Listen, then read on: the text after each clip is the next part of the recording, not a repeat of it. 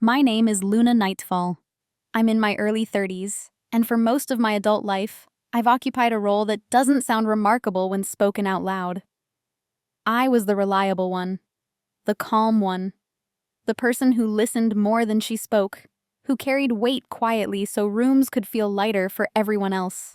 If you asked the people around me back then to describe me, they would probably say I was easygoing, low maintenance, not dramatic.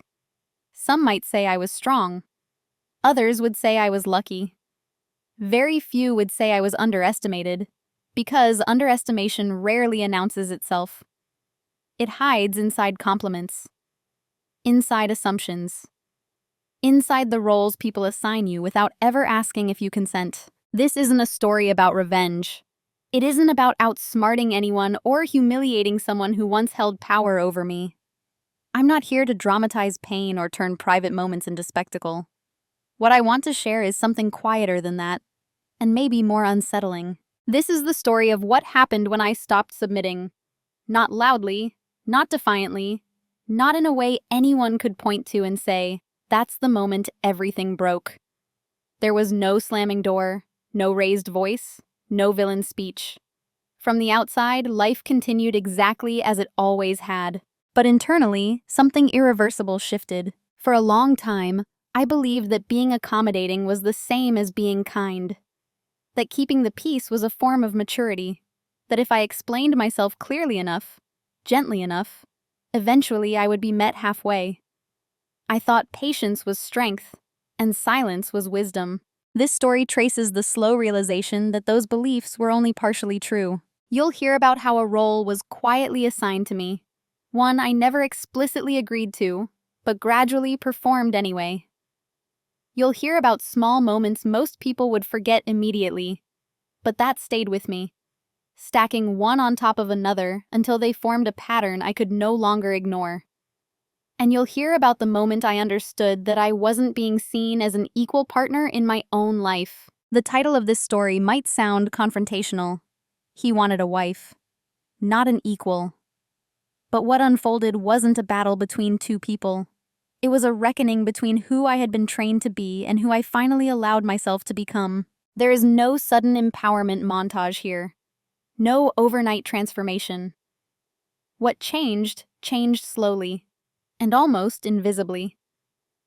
And yet, once it happened, nothing could go back to the way it was. I'm telling this story honestly, not to accuse, but to document. Not to seek validation, but to offer recognition. To anyone who has ever felt quietly diminished without being able to name why. So as you listen, I want to ask you something gently, without expectation. Have you ever realized that the version of you people were most comfortable with was the one that asked for the least? To them, I was dependable in a way that blended into the background. I don't mean that dramatically. No one was cruel. No one openly dismissed me. In fact, most people would have said I was treated well. I was trusted, relied upon, often praised for being so understanding or so easy to work with. Those words followed me everywhere, at work, in my relationship, in family settings. They sounded like compliments. I accepted them as such. But there's a particular kind of invisibility that comes from being consistently capable. When you solve problems quietly, people stop noticing the effort. When you adapt quickly, people assume you always will. When you don't demand space, others fill it without hesitation. Over time, you become part of the infrastructure, useful, necessary, and largely unseen.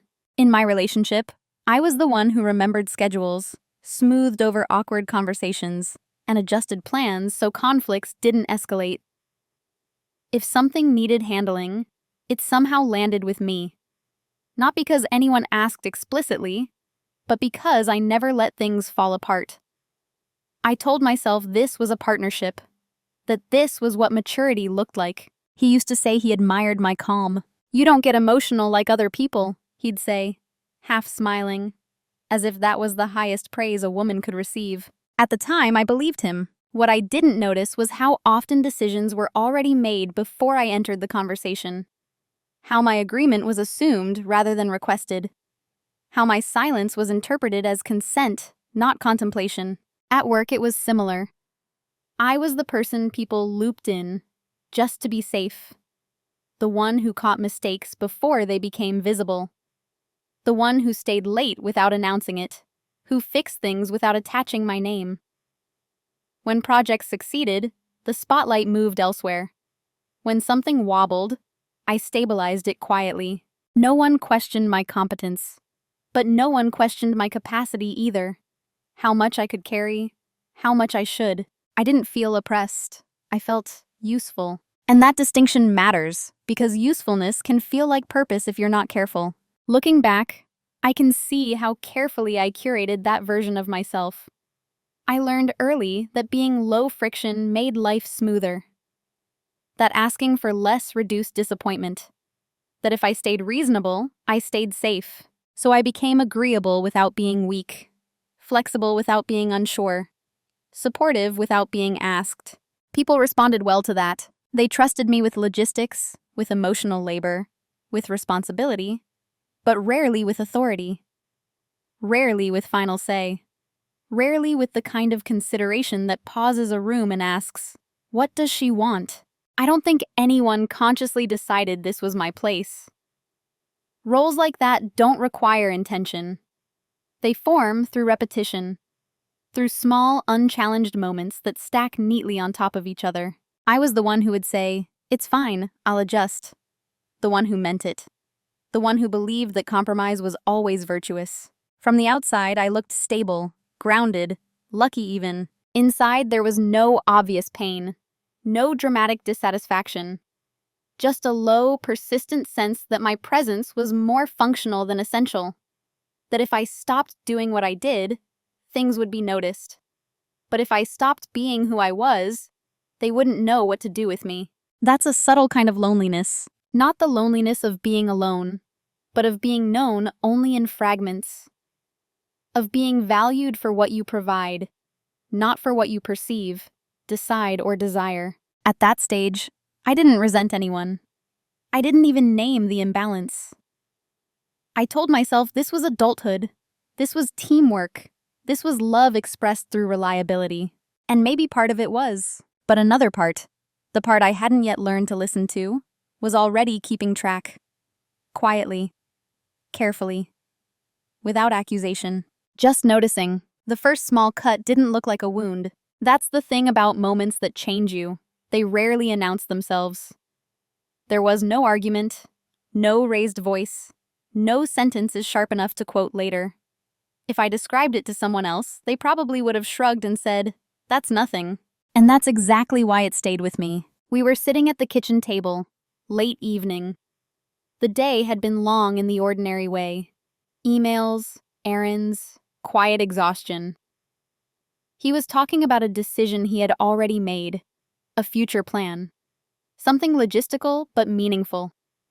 I remember listening, nodding, waiting for the pause where my input would naturally fit. It never came. Instead, he finished his thought, leaned back, and said something like, "It just makes the most sense this way."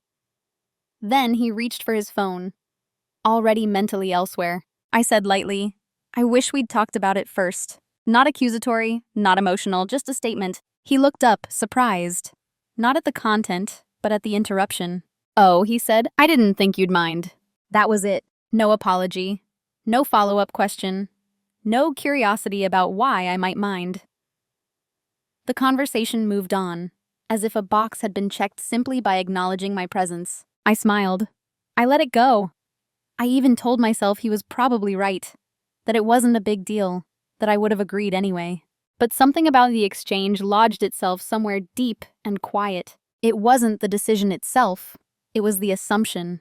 The assumption that my role was to adapt. That my agreement was a formality. That my preferences were predictable enough not to require consultation. I noticed how quickly everyone else dismissed it, too. Friends, family, even the version of myself that preferred peace over precision. He didn't mean anything by it. That's just how he thinks. You're good at going with the flow. All true, and still incomplete. Because the cut wasn't about what happened. It was about what it revealed. After that, I started seeing smaller versions of the same moment everywhere. Decisions framed as conclusions rather than discussions. Opinions shared as facts. Plans are presented as finished products. Each time I told myself it wasn't worth addressing, that bringing it up would make things heavier than they needed to be. That harmony mattered more than being consulted on every detail. And maybe it would have been, if it had stopped there. But what unsettled me was how invisible the pattern was to everyone except me. I began to realize that my calm wasn't just appreciated, it was relied upon. My flexibility wasn't admired, it was expected. The space I left open was not respected, it was occupied. The most disorienting part was how reasonable it all looked on the surface. No one was doing anything wrong. There was no obvious injustice, just a gradual shift where my inner world mattered less than the outer efficiency of things running smoothly. I remember one night lying awake, replaying that kitchen table moment. Not with anger, more with curiosity, asking myself why something so small felt so disproportionate, and the answer that came back was uncomfortable in its clarity, because that moment confirmed something I had sensed but never articulated. I was being included after the fact, not before. Present but not partnered. Considered but not consulted. That realization didn't make me angry. It made me quiet. Not withdrawn. Not cold. Just attentive in a new way. I started paying closer attention. Not to what was said, but to what was assumed. To whom spoke first? To those who adjusted. To those who carried the invisible weight of making things work. And I noticed, for the first time, how often that person was me. The cut was small, almost surgical, easy to dismiss. But once you feel it, you can't unknow it. What happens after the first small cut is rarely dramatic. There's no rupture, no confrontation, no sudden clarity that forces action. What happens instead is normalization. The mind is very good at adapting to discomfort when that discomfort arrives quietly and carries no immediate consequence. After that moment at the kitchen table, nothing outwardly changed. He didn't become harsher. If anything, he stayed exactly the same, which made it easier, almost comforting, to tell myself that I was overthinking it. So I did what I had always done. I adjusted internally. I told myself that partnership didn't require constant consultation, that decisive people were allowed to be decisive, that my preference for discussion didn't automatically make his approach wrong. I reminded myself of all the ways he did show care, through stability, through consistency, through the absence of chaos. I reframed the discomfort as maturity. But normalization has a cost. It trains you to ignore your own signals, to file away moments of friction as personal sensitivity rather than meaningful data. And once you start doing that, the threshold for what feels off quietly shifts. Soon, the pattern expanded. Plans were shared after they were finalized. Opinions were brushed past with a casual, "You'll see what I mean." Conversations closed before I realized they had opened. When I raised questions, they were met with reassurance instead of engagement. "Trust me. It's handled. Don't worry about it." Each phrase sounded protective, reasonable, almost kind, and each one positioned me slightly further away from the center of decision-making. I didn't protest, I rationalized. I told myself I was choosing my battles, that not everything needed to be a discussion, that relationships thrive on compromise, and that I was simply better at it than most. What I didn't want to admit was how one-sided that compromise had become. At some point, I stopped finishing sentences. Not because I was interrupted, but because I already knew how they would land.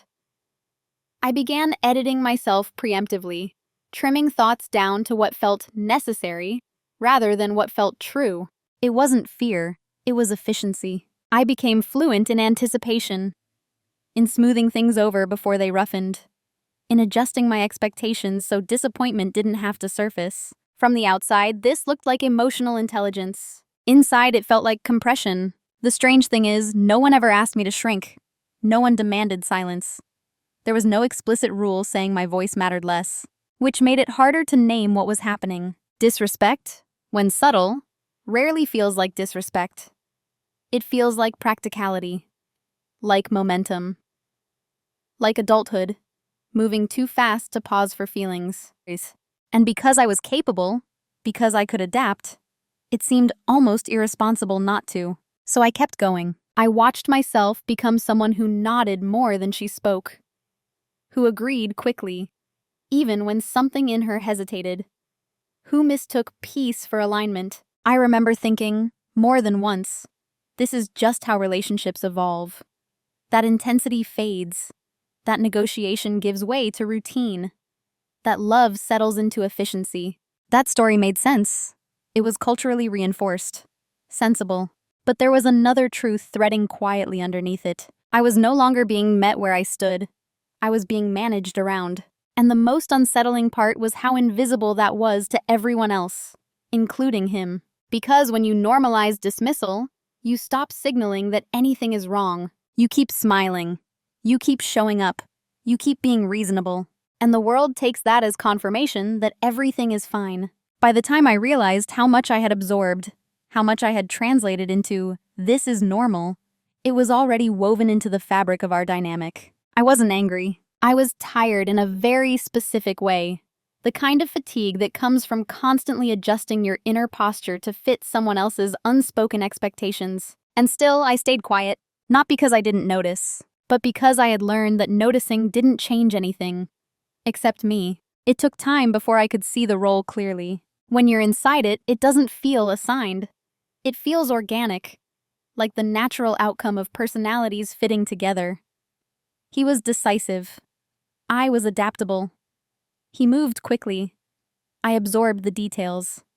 On paper, it looked balanced. In practice, it wasn't. My role was never announced. No one sat me down and said, "This is who you'll be." It emerged quietly, through repetition and reward. When I made things easier, I was appreciated. When I questioned direction, the energy shifted, subtly but noticeably. Conversations became shorter. Patience thinned. The atmosphere cooled just enough to register. So I learned. I learned which version of myself kept things smooth, which tone didn't invite resistance, which questions were welcome, and which were seen as unnecessary friction. I became the reliable one, the emotional regulator, the stabilizer, the one who would handle the details so he could focus on bigger picture decisions, the one who would adapt her needs to fit the structure already in place, the one whose strength was measured by how little she required in return. He didn't say he wanted a wife who would submit. He didn't have to. The structure spoke for him. In that structure, my labor was constant but invisible. My insight was useful when it supported existing plans, inconvenient when it challenged them. My agreement was assumed. My dissent required justification. And because I was articulate, composed, and thoughtful, I could always provide that justification, softened, polished, carefully framed so it wouldn't feel like opposition. That's how the role solidified. I was the partner who made life run smoothly, the one who absorbed stress so it didn't spill outward, the one who translated emotional complexity into manageable silence. People praised me for it. They said things like, "You're so grounded," or "You balance him out," or "You're the calm in the storm." I nodded. I smiled. I accepted the compliment. What I didn't realize was how rarely anyone asked what balancing cost me. The role came with an unspoken expectation that I would continue being low friction indefinitely, that my adaptability was a permanent trait, not a choice. My patience was endless. And because I had played the role well, stepping out of it felt wrong. Almost like betrayal. As if wanting more visibility, more say, more reciprocity was somehow a violation of the unspoken agreement I had helped create. That's the quiet trap of competence. The better you are at carrying weight, the less anyone notices you're doing it. I remember one moment vividly, not because anything happened, but because nothing did. We were discussing a major life decision. He spoke confidently, laying out his reasoning. I listened, as usual. When he finished, he looked at me, not to ask my opinion, but to gauge my reaction. I realized then that my role wasn't to contribute. It was to confirm, to signal approval, to reassure. to make the decision feel complete.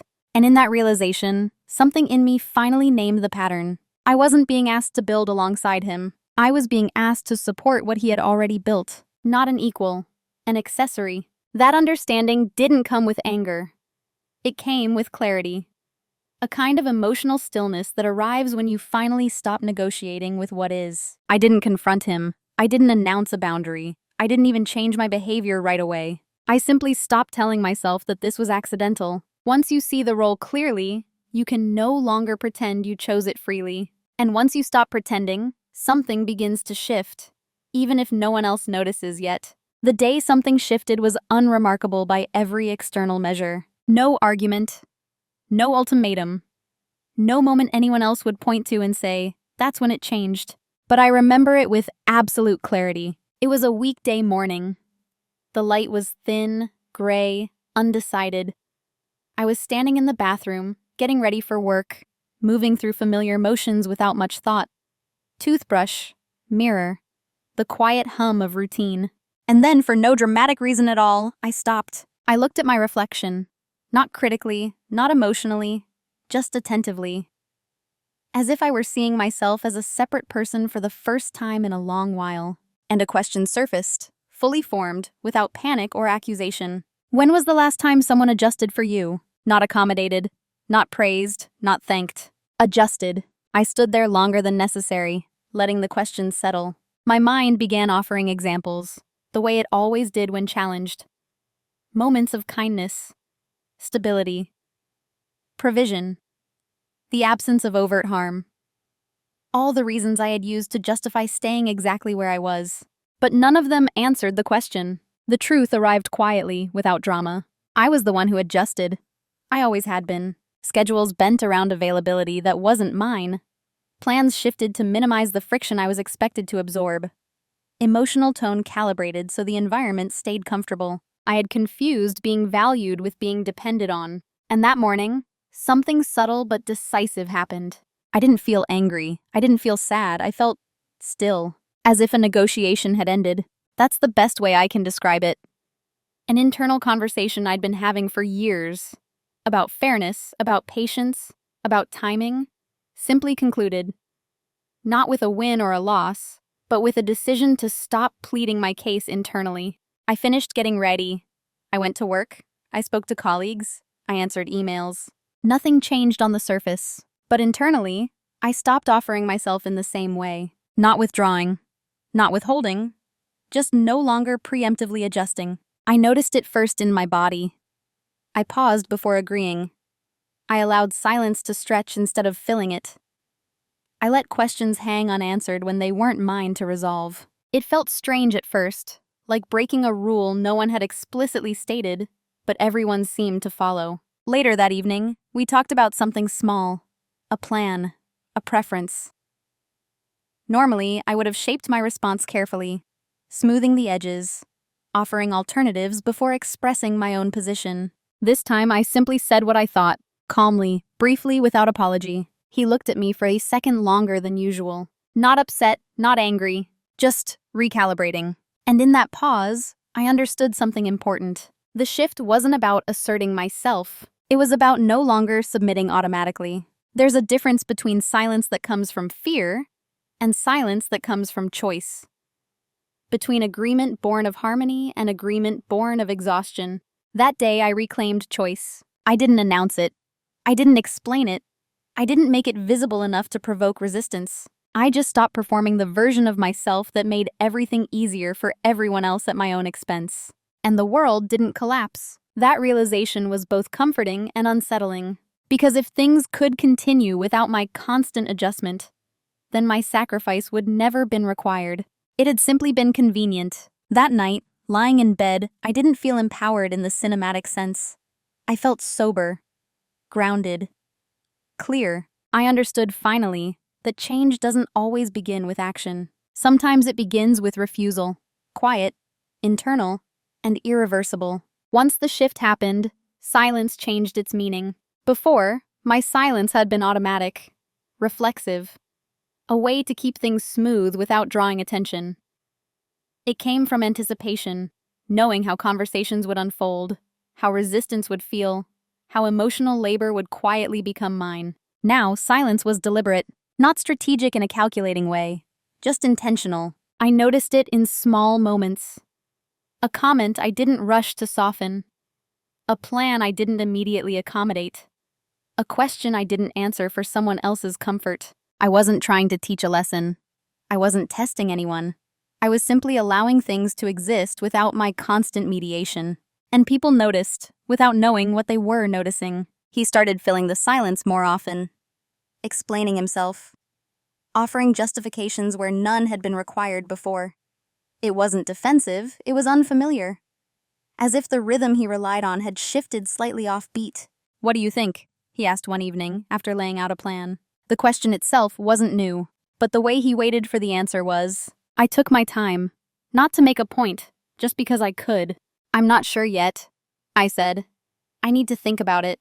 That was all. No reassurance, no immediate alignment, no emotional cushioning. He nodded, but his expression lingered on me, searching for something. Perhaps the old signal that everything was fine. I didn't provide it. Silence, I learned, is unsettling when people are used to your predictability. They mistake it for withdrawal, for displeasure, for weakness. But there's a particular kind of silence that comes from self-respect. And it carries a different weight. I stopped over-explaining, stopped justifying my preferences, stopped translating my thoughts into something easier to digest, not abruptly, gradually, naturally. At work, I did the same. I let pauses exist in meetings. I allowed others to answer questions that weren't mine to carry. I presented conclusions without walking everyone through my entire thought process. No one accused me of changing, but the dynamic shifted. People began listening more closely when I spoke. Not because I was louder, but because I spoke less. It was uncomfortable at times. There were moments when old habits tugged at me, when I wanted to step in, smooth things over, make things easier. But each time I resisted that impulse, I felt something settle more firmly in place. I wasn't disappearing. I was recentering. What surprised me most was how often my silence was interpreted as compliance. People assumed that because I wasn't objecting, I was agreeing. That was because I wasn't reacting. I was unbothered. They mistook restraint for surrender, and that misunderstanding created space. Space to observe, to listen without being implicated, to see how decisions were made when my input wasn't preemptively shaping them. I began noticing patterns I hadn't had room to see before. Who stepped forward when I didn't? Who faltered? Who relied on my presence to feel competent? The silence gave me data, not in a cold way, just in a clarifying one. I realized how often I had been the emotional buffer, the translator, the stabilizer, and how exposed certain dynamics became when I stopped performing that role. No confrontation was necessary. The absence of my usual adjustments was enough. There's power in that kind of absence, not because it punishes, but because it reveals. By choosing when to speak and when not to, I reclaimed authorship over my own presence. I wasn't reacting anymore. I was responding, or not, on my own terms. And the most important part? I didn't announce the change. Because the moment you explain your boundaries, people start negotiating them. Silence, chosen carefully, leaves nothing to negotiate. What they never noticed was how much I was learning. Silence didn't just create space outwardly, it created clarity inwardly. Without the constant pressure to respond, adjust, or soothe, my attention sharpened. I began to see systems instead of moments, patterns instead of isolated incidents. When you stop filling the gaps for other people, you finally get to observe how those gaps function. I started paying attention to how decisions actually moved from idea to outcome. Who initiated, who approved, who assumed, who benefited, and just as importantly, who documented. I noticed how often conversations happened informally, without records. How many agreements lived in the air instead of on paper. How frequently we talked about this replaced, we decided this together. And I noticed something else too. I was one of the few people who consistently documented things. Emails are summarized after conversations. Notes are dated and organized. Financial records cross-checked. Calendars updated. receipts saved, decisions tracked, not obsessively, just responsibly. It had always felt like diligence. Now I understand it was leverage. Not in a manipulative sense, in a structural one. While others relied on memory, I relied on evidence. While others trusted momentum, I trusted clarity. And because I had been quiet for so long, no one realized how much institutional knowledge lived with me. At home, the same pattern emerged. I knew timelines. I knew obligations. I knew which decisions had been mutual and which had simply been absorbed. I knew what had been promised, what had been implied, and what had quietly shifted without discussion. I wasn't collecting these things to use against anyone. I was collecting them because I finally understood their value. When you stop submitting automatically, you start noticing what actually holds weight. I began educating myself, not loudly, not performatively. I read about financial structures, legal boundaries, and partnership dynamics. I asked neutral questions. I verified assumptions I had once accepted without scrutiny. Not because I was planning an exit, because I was planning awareness. And awareness, I learned, changes how you move through the world. At work, I started positioning myself differently. Not more aggressively, more precisely. I chose when to speak in meetings, when to send follow-up summaries, when to let others take credit, and when to quietly ensure my contribution was traceable. People didn't notice the preparation because it didn't look like preparation. It looked like the same calm, competent version of me they were used to. That was the advantage. No alarms were triggered, no defenses activated. I wasn't threatening anyone's identity or authority. I was simply no longer operating on assumptions. What struck me most was how little resistance I encountered. Because resistance usually appears when people sense a challenge. What I was doing felt invisible. I wasn't asserting dominance. I wasn't correcting anyone publicly. I wasn't demanding recognition. I was aligning myself with reality instead of expectation. And reality, when documented, is very steady. I remember one evening, organizing files on my laptop. Nothing dramatic, just folders, timestamps, notes. Looking at it all laid out, I felt something close to relief. Not triumph, not anger. Relief. Because for the first time, I could see the full shape of my involvement. The scope of my contributions. The consistency of my reliability. And I realized how much power I had given away. Not because I lacked it, but because I had never needed to name it before. People had mistaken my silence for absence. They hadn't noticed that I was still present, just no longer cushioning the system with my emotional labor. They hadn't noticed that I was no longer explaining things away for them. They hadn't noticed that while they assumed stability, I was quietly ensuring autonomy. That's the thing about preparation done in silence. It doesn't announce itself. It doesn't seek validation. And by the time it becomes visible, it's already complete. I wasn't plotting.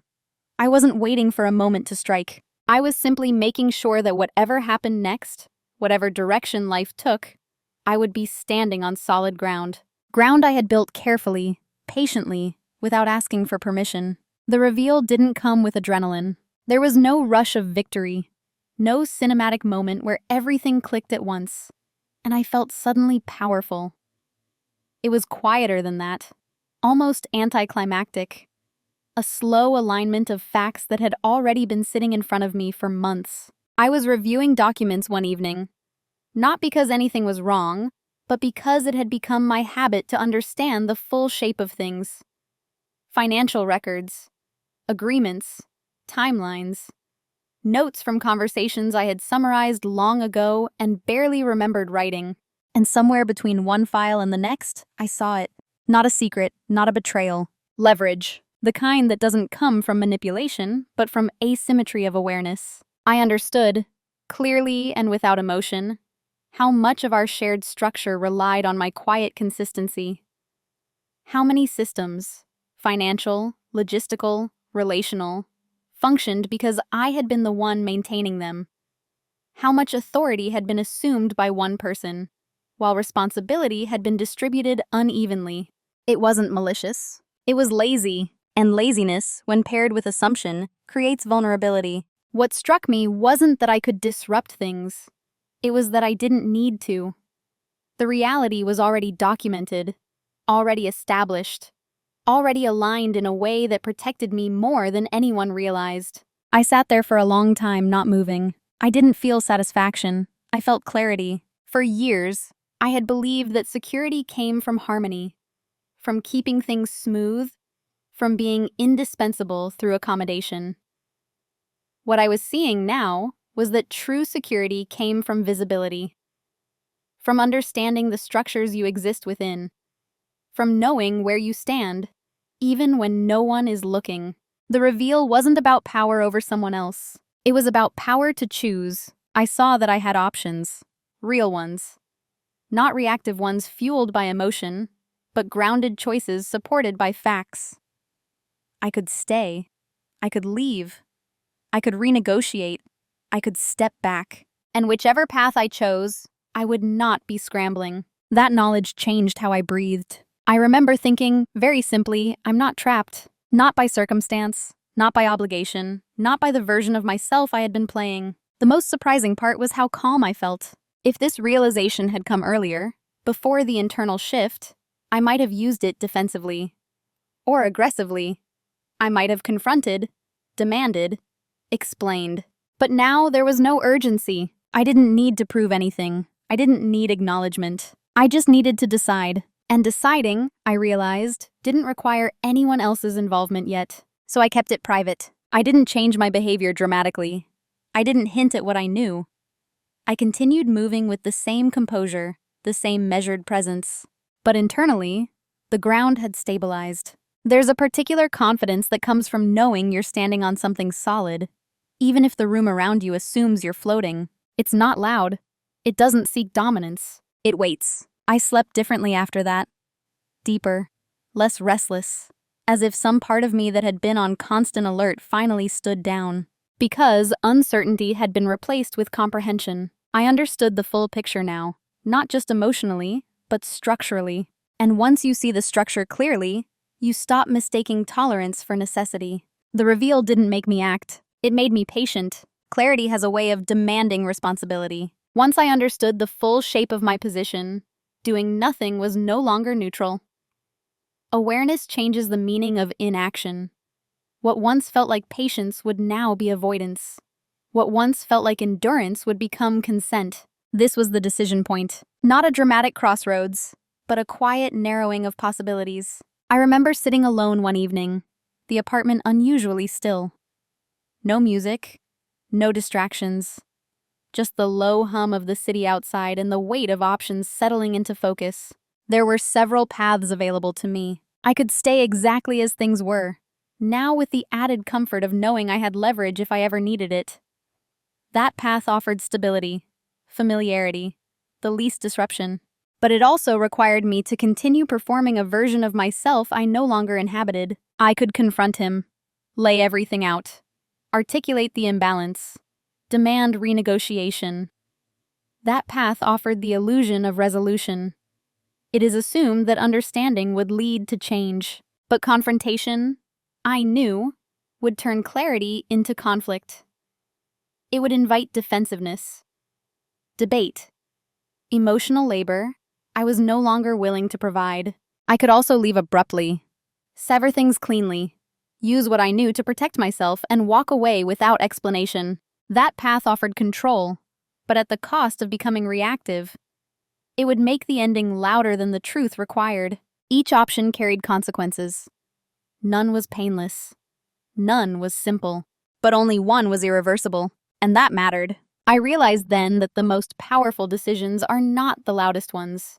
They're the ones you can't undo. The ones that quietly rearrange the future without asking permission. The question wasn't, what do I want? It was, who do I refuse to be anymore? I refused to be the person who stayed because it was easier than changing. I refused to be the person who explained her worth to someone invested in not hearing it. I refused to be the person who waited for recognition as a condition for self-respect. That clarity pointed in one direction. Not toward confrontation, not toward escape, toward separation with dignity. I decided to move in a way that didn't require agreement or validation. A way that didn't rely on emotional outcomes.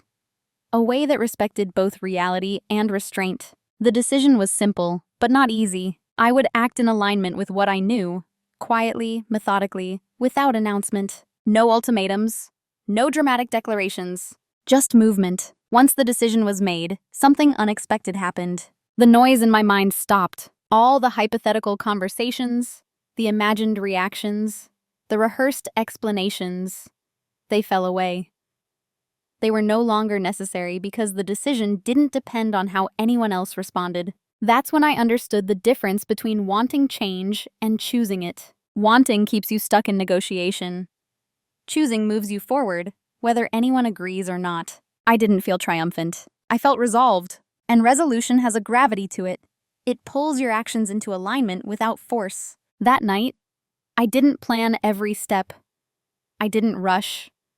I simply committed internally to a path that honored what I had learned about myself, about power, about silence.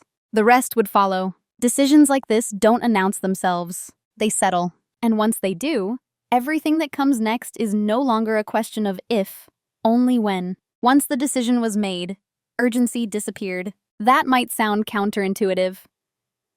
People assume that clarity creates speed, that once you know what you're going to do, you rush toward it. But real resolve doesn't behave like panic. It behaves like gravity.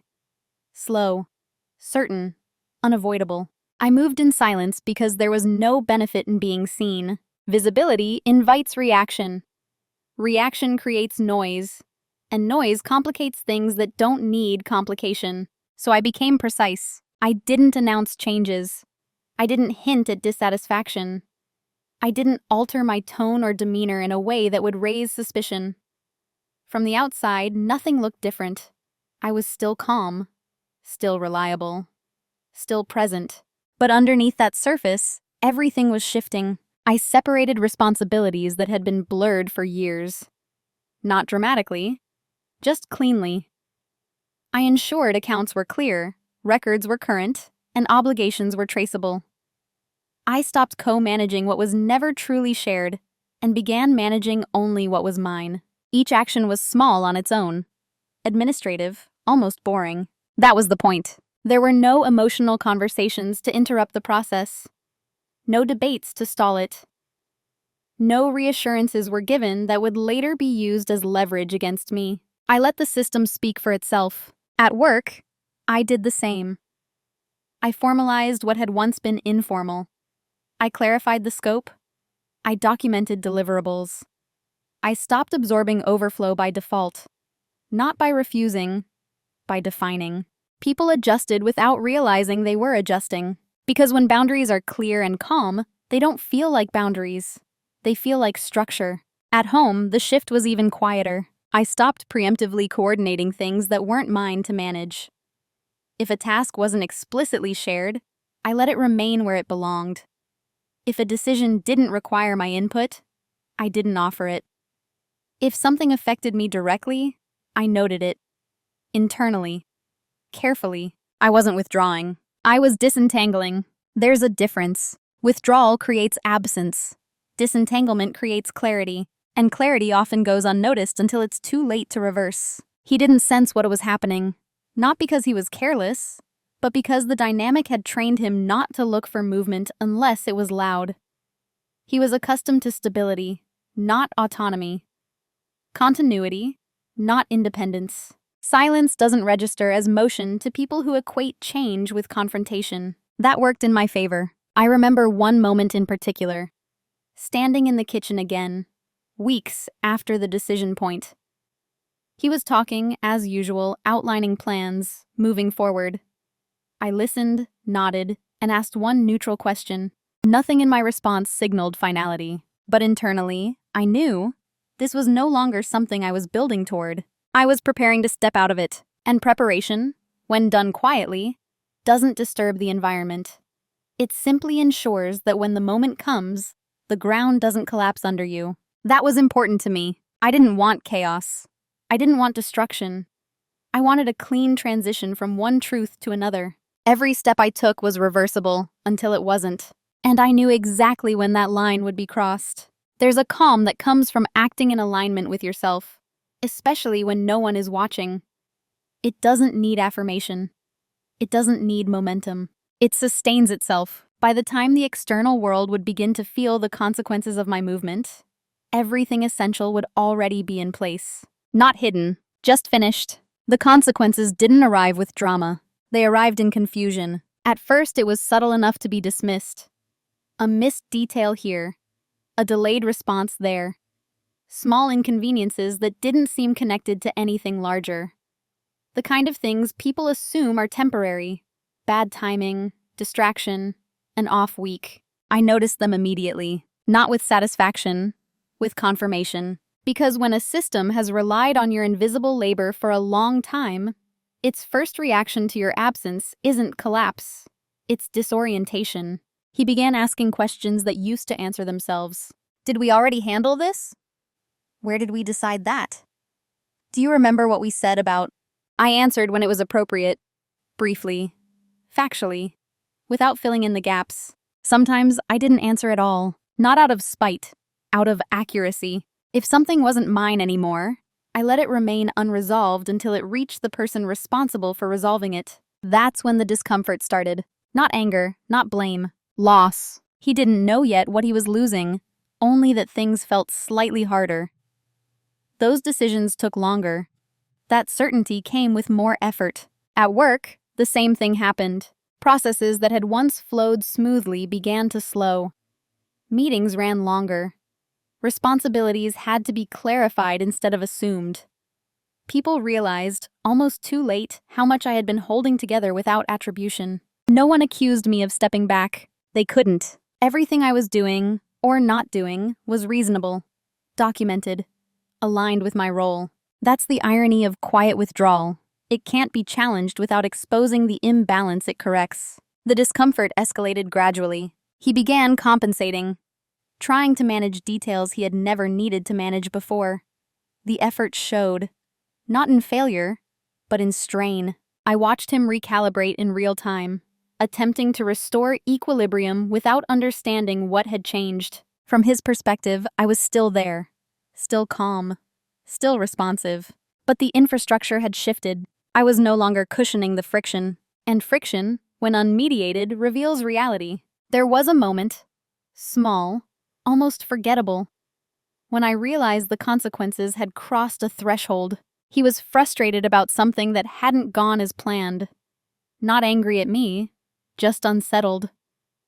He said, half to himself, "This didn't used to be this complicated." I looked at him and thought, "It was. You just didn't have to see it." I didn't say that.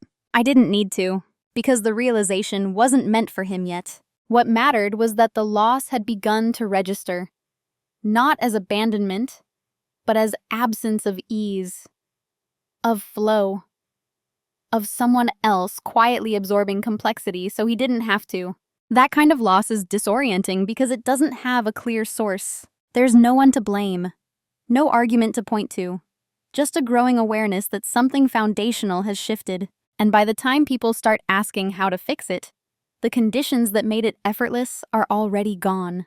I didn't feel vindicated. I felt steady, because the consequences weren't something I caused. They were something I had stopped preventing. By the time the panic surfaced, the window for repair had already closed. Panic doesn't arrive as chaos at first.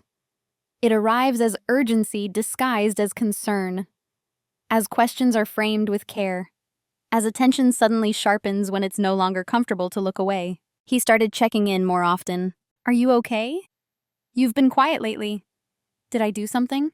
The questions weren't manipulative. They were sincere. But sincerity, when delayed, doesn't rewind time. It only reveals that time has passed unnoticed. I answered honestly, but narrowly. "I'm fine. I've just been focused."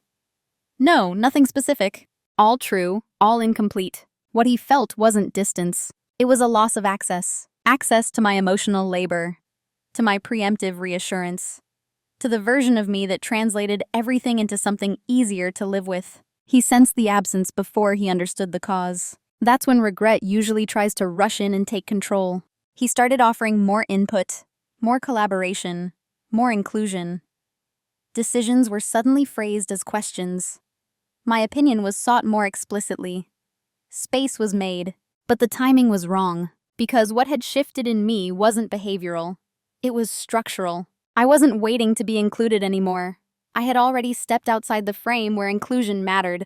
That's the part people don't understand about quiet decisions. They assume they're still in progress, that there's room to negotiate.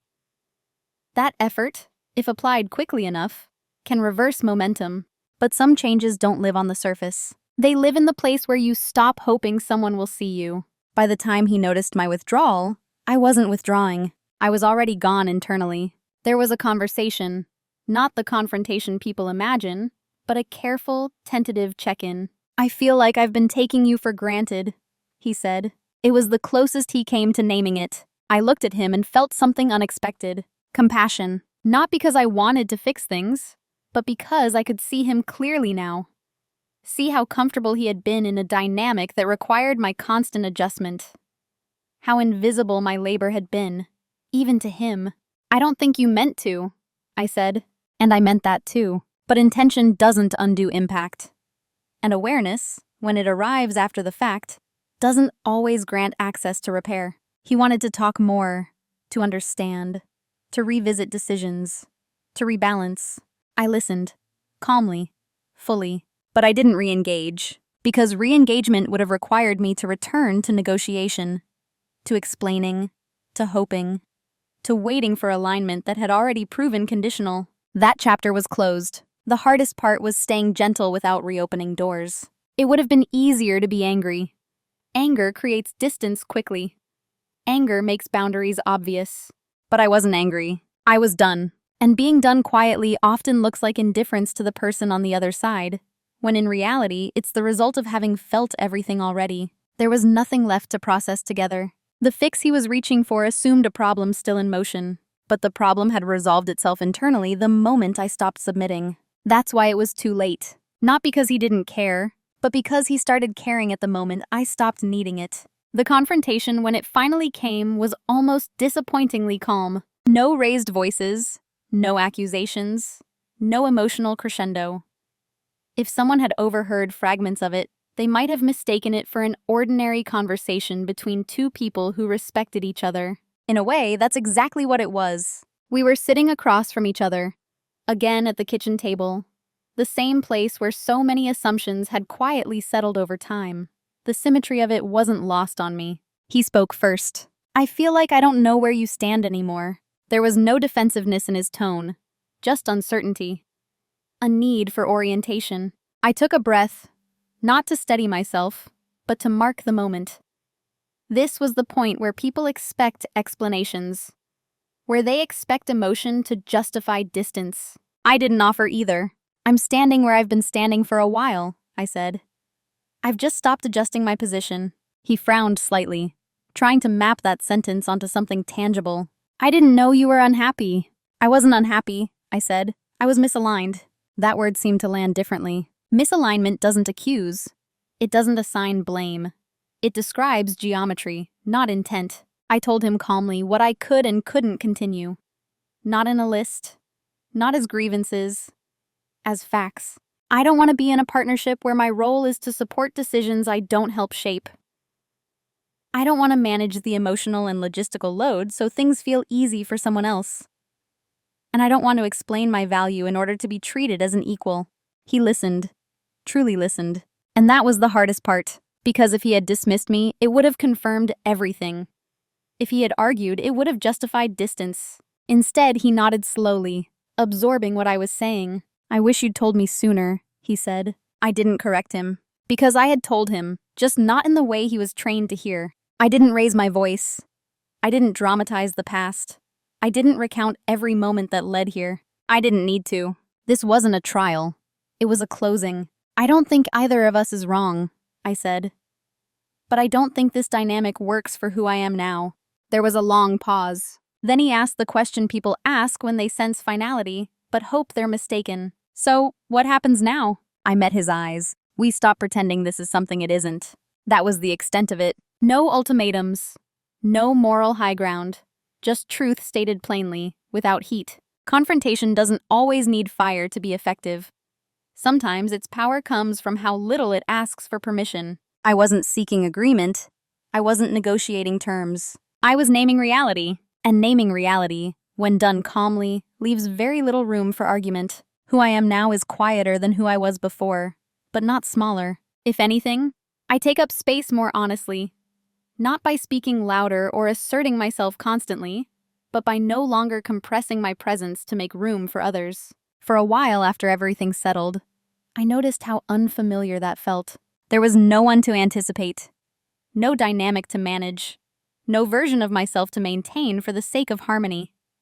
Just me, moving through days without translating my needs into something more palatable. At first, that kind of freedom can feel like emptiness. When you've been defined by usefulness for so long, stepping out of that role leaves a strange quiet behind. You start to notice how often you used to check yourself, your tone, your timing, your reactions. Now I don't do that automatically. I pause, I consider, I decide. And if something doesn't align, I let it be known, or I step away. There's no bitterness in that. No scorekeeping, just discernment. I've learned that equality doesn't require constant negotiation. When it's present, you feel it in the way decisions are shared, not announced. In the way curiosity flows in both directions. In the way your silence isn't filled by assumption. I no longer confuse calm with compliance. I no longer mistake endurance for love. And I no longer offer my adaptability as proof of my worth. What surprised me most was how this shift affected everything else. At work, my boundaries clarified my value. People knew where I stood, what I owned, what I didn't.